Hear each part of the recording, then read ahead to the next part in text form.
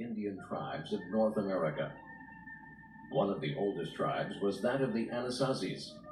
Starting around 100 BC, their culture began to grow on the Colorado Plateau. Their dwellings, some of which were built on the side of cliffs, survive to this day.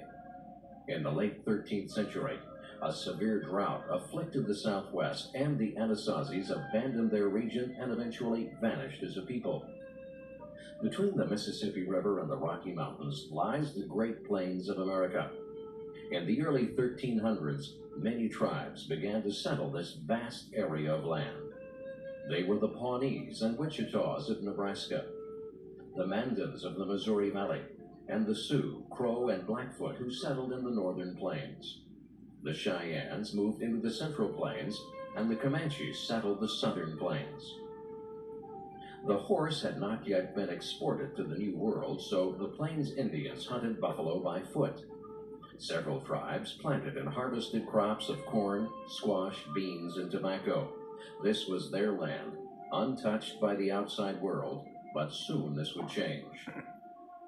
The Iroquois, a group of tribes joined together by a common language, lived in the northeast region of America. The Iroquois were mighty warriors, forever waging war on their neighbors. This continued up until 1450, when Hiawatha, one of their chiefs, helped in the creation of the Iroquois League. This league consisted of 5 major tribes: the Mohawks, Cayugas, Senecas, Oneidas, and Onondagas.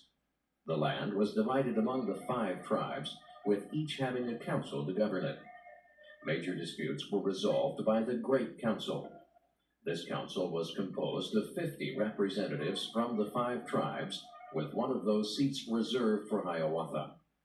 This was one of the earliest forms of democracy in the New World. The warring Iroquois were finally at peace.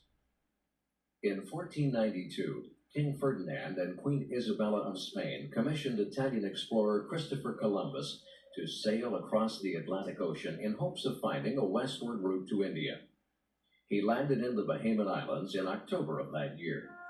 Thinking he was in the East Indies of Asia, he called the inhabitants of the islands Los Indios, or the Indians.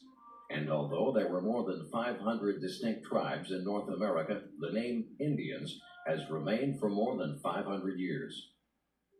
Columbus' fateful voyage led to countless other explorations to the New World. With each new expedition, the Europeans brought with them diseases that would prove deadly to the natives. In 1516, a smallpox epidemic in the New World killed at least half of all the Native Americans who came in contact with it.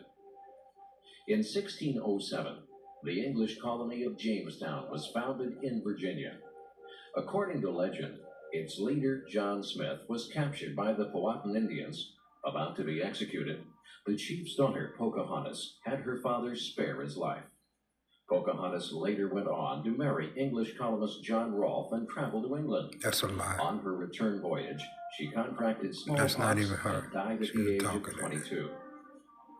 The year 1620 saw the landing of the Pilgrims at Plymouth Rock in Massachusetts.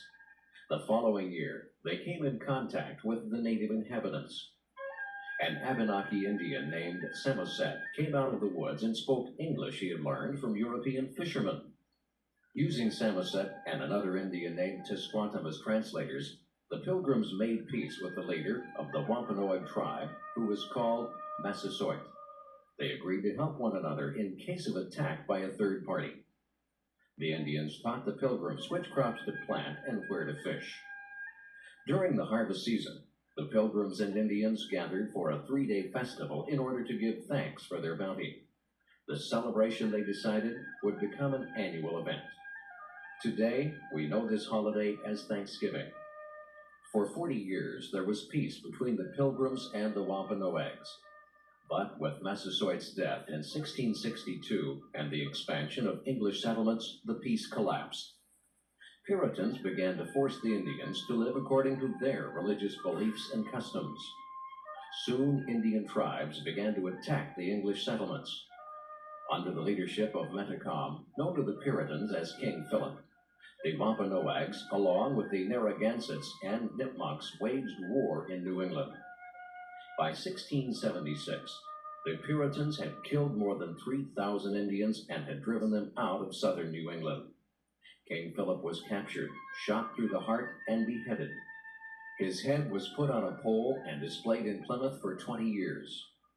In 1626, Peter Minuit, the Dutch governor of New Amsterdam, which later became New York, bought the island of Manhattan from the Canarsie Indians for the sum of $24. With this newly acquired land, more colonists began to appear, and the Indian culture of the Northeast began to disappear. Oh.